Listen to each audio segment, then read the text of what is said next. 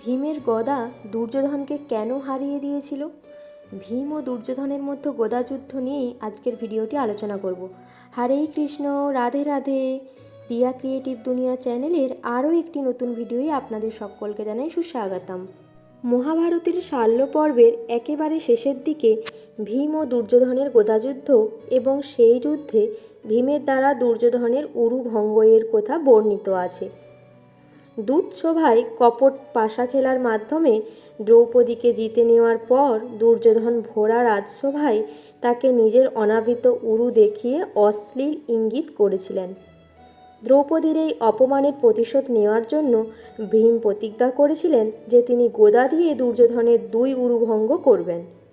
কুরুক্ষেত্রের যুদ্ধের শেষে দুর্যোধনের উরুভঙ্গ করে ভীমের এই প্রতিজ্ঞা পূর্ণ হয়েছিল। সাহেবদের হাতে গান্ধাররাজ শকুনি ও তার ছেলে উলুকের মৃত্যুর পর কৌরবদের সৈন্যরা ছত্রভঙ্গ হয়ে যেতে লাগল। কৌরব পক্ষকে কেবল দুর্যোধন, কৃপ, অশ্বত্থামা ও কৃতবর্মা ছাড়া 11 অক্ষৌহিণী সৈন্যের সমস্তই ধ্বংস হয়ে গেল। তখন দুর্যোধন প্রাণের ভয়ে যুদ্ধক্ষেত্র থেকে পালিয়ে কুরুক্ষেত্রের কাছেই দৈপায়ন নামে একটি হ্রদের জলের তলায় লুকিয়ে রইলেন। দুর্যোধনকে দেখতে না পেয়ে অশ্বত্থামা, কৃপ ও কৃতবর্মা তাকে খুঁজতে খুঁজতে সঞ্জয়ের কাছে জানতে পারলেন যে দুর্যোধন হ্রদের নিচে লুকিয়ে আছেন। তখন তারা সেখানে গিয়ে দুর্যোধনকে ডেকে বললেন, মহারাজ, জল থেকে উঠে আসুন, আমরা 3 জনেই আজ আপনাকে সঙ্গে নিয়ে পাণ্ডবদের সাথে যুদ্ধ করব। আজ নিশ্চয়ই তারা পরাজিত হবে। পরিচিত কণ্ঠস্বর শুনতে পেয়ে দুর্যোধন অনেক কষ্টে জলের নিচ থেকে মাথা তুলে উত্তর দিলেন, আপনাদের জীবিত দেখতে পেয়ে আমি খুশি হলাম, কিন্তু আজ আমি আহত ও খুবই ক্লান্ত, আর পাণ্ডবদের অনেক সৈন্য এখনও বেঁচে আছে। আজ আর আমি যুদ্ধ করতে পারবো না। আজ রাতে আমি এখানে বিশ্রাম নিই, কাল সকালে আপনাদের সঙ্গে নিয়ে আমি আবার যুদ্ধ করব।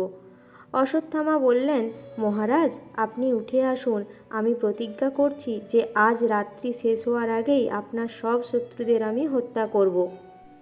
তারা যখন এইসব কথাবার্তা বলছিলেন তখন একদল ব্যাধ সেই হ্রদের ধারে বসে বিশ্রাম করছিল।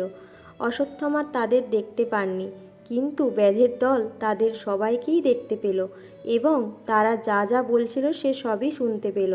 কাজেই দুর্যোধন যে পাণ্ডবদের হাত থেকে বাঁচার জন্য দৈপায়ন হ্রদের নিচে লুকিয়ে আছেন এ কথা তারা ভালো করেই বুঝতে পারল। তখন তারা তাড়াতাড়ি করে গিয়ে পাণ্ডবদের কাছে গিয়ে দুর্যোধনের খবর দিল। পাণ্ডবদের পক্ষে তখনও 2000 রথী, 700 গজারোহী, 5000 অশ্বারোহী ও 10,000 পদাতিক সৈন্য অবশিষ্ট ছিল। ব্যাধের দলের মুখে সব শুনে পাণ্ডবরা খুব খুশি হলেন এবং তাদের অনেক পুরস্কার দিয়ে তখনই সবাই মিলে তারা দৈপায়ন হ্রদের তীরে এসে উপস্থিত হলেন। দূর থেকে পাণ্ডবদের গোলার আওয়াজ শুনতে পেয়েই কৃপ, অশ্বত্থামা ও কৃতবর্মা সেখান থেকে পালিয়ে যান। হ্রদের তীরে দাঁড়িয়ে পাণ্ডবরা ভাবতে লাগলেন যে কিভাবে দুর্যোধনকে হ্রদের জল থেকে বের করে আনা যায়। দুর্যোধনকে গালি দিলে তিনি নিশ্চয়ই জল থেকে বেরিয়ে এসে পাণ্ডবদের সঙ্গে যুদ্ধ করবেন। এই ভেবে যুধিষ্ঠির খুব কর্কশভাবে দুর্যোধনকে ডেকে বললেন, দুর্যোধন, তুমি নিজের বুদ্ধিদের বিপদের মধ্যে ফেলে রেখে নিজের প্রাণ বাঁচানোর জন্য কাপুরুষের মতো পালিয়ে এলে। এ কাজ মোটেই ভালো হয় নাই। যদি সাহস থাকে তো এসো, আদরের সঙ্গে যুদ্ধ করো। এ কথার উত্তরে দুর্যোধন জলের তলা থেকেই শান্তভাবে বললেন, আমি প্রাণ বাঁচানোর জন্য পালাইনি, আমি খুব ক্লান্ত তাই বিশ্রাম করছিলাম। তোমরাও যাও বিশ্রাম করো, কাল ভোর হলে আমি তোমাদের সঙ্গে যুদ্ধ করব। যুধিষ্ঠির বললেন, আমাদের বিশ্রাম করা হয়ে গেছে, এখন হয় আমাদের যুদ্ধে হারিয়ে রাজ্যভোগ করো, নয়তো আমাদের হাতে প্রাণত্যাগ করে স্বর্গে যাও। তার কথা শুনে দুর্যোধন বললেন, যুধিষ্ঠির, আমি যদি চাই এখনও তোমাদের সবাইকে হারাতে পারি, কিন্তু আমার সব প্রিয়জনই এই যুদ্ধে প্রাণ হারিয়েছে, আর কার জন্য আমি যুদ্ধ করব? আমি তোমাদের এমনিই রাজ্য ছেড়ে দিচ্ছি, তোমরা নিজের রাজ্যে সুখে বাস করো, আমি হরিণের ছাল পরে বনে চলে যাচ্ছি।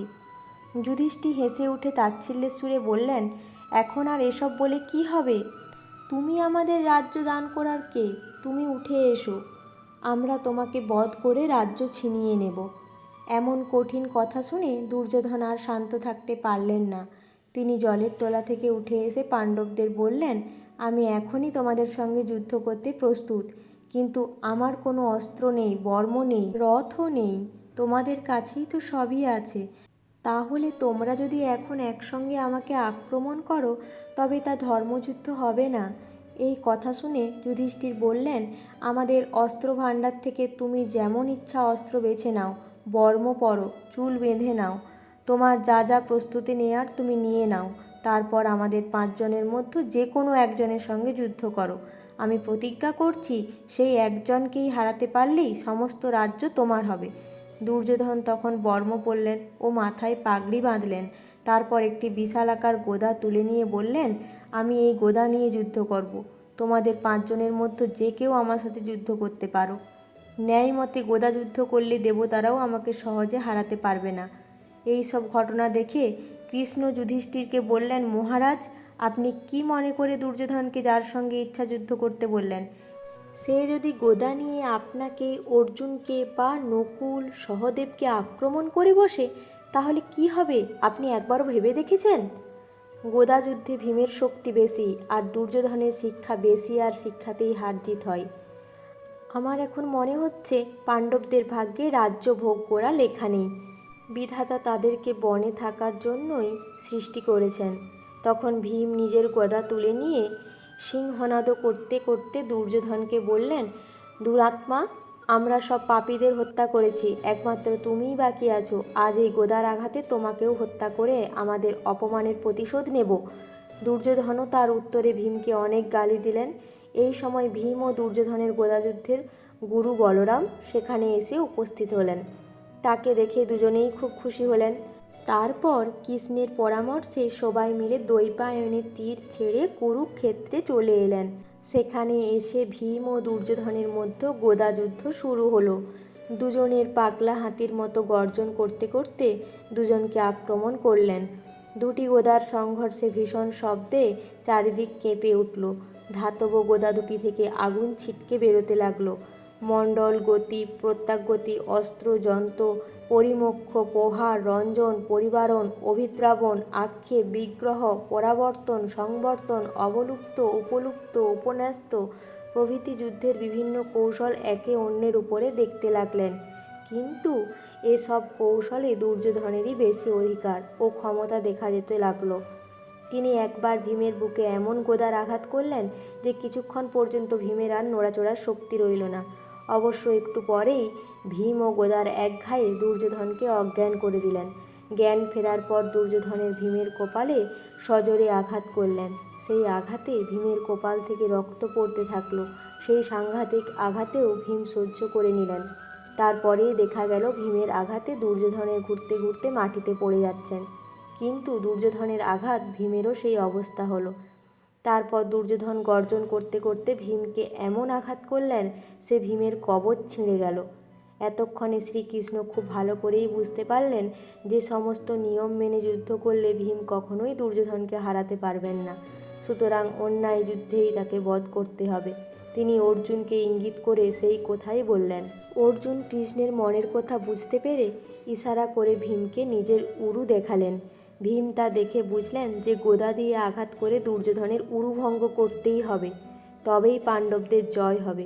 যদিও গদাযুদ্ধের সময় প্রতিপক্ষের নাভির নিচে আঘাত করা নিষিদ্ধ, কিন্তু রাজ্যের স্বার্থে এইটুকুই অন্যায় করতে ভীম প্রস্তুত হলেন। ভীম ও দুর্যোধন অনেকক্ষণ যুদ্ধ করে ক্লান্ত হয়ে পড়ছিলেন, তাই তারা কিছু সময় বিশ্রাম করে আবার যুদ্ধের জন্য তৈরি হলেন। তখন ভীম ইচ্ছা করেই দুর্যোধনকে আঘাতের সুযোগ দিলেন। দুর্যোধন ছুটে আসার সঙ্গে সঙ্গেই ভীম প্রবল জোরে তাকে আঘাত করলেন, কিন্তু দুর্যোধন সেই আঘাত এড়িয়ে গিয়ে পাল্টা আঘাত হানলেন। আশ্চর্য কৌশলে ভীমও সেই আঘাত এড়িয়ে গিয়ে দুর্যোধনকে আঘাত করতে উদ্যোগ হলেন। তখন ভীমকে এড়াবার জন্য দুর্যোধন লাফ দিয়ে শূন্যে উঠতেই ভীম ভীষণ আঘাতে দুর্যোধনের 2 উরুভঙ্গ করলে অসহায়ভাবে দুর্যোধন মাটিতে পড়ে গেলেন। ভীম তখন তার মাথায় লাথি মেরে বললেন, দুরাত্মা, আমাদেরও দ্রৌপদীর সকল অপমানের এই প্রতিশোধ। বলতে বলতে ভীম আবার দুর্যোধনের মাথায় লাথি মারলেন। ভীমের এই কাজ দেখে যুধিষ্ঠির খুব দুঃখিত হয়ে বললেন, ভীম, তুমি তো তোমার প্রতিজ্ঞা রেখেছ, তাহলে আহতকে আঘাত করে কেন পাপ বাড়াচ্ছ? সৎ হোক বা অসৎ, এ আমাদের ভাই, একে আর আঘাত করো না। এর অবস্থা দেখলে এখন দুঃখ হয়। এই বলে যুধিষ্ঠির চোখের জল ফেলতে লাগলেন। আজকের ভিডিওটি এই পর্যন্তই। যদি ভিডিওটি ভালো লেগে থাকে অবশ্যই like, comment, share and subscribe করে দেবেন। হরে কৃষ্ণ, রাধে রাধে।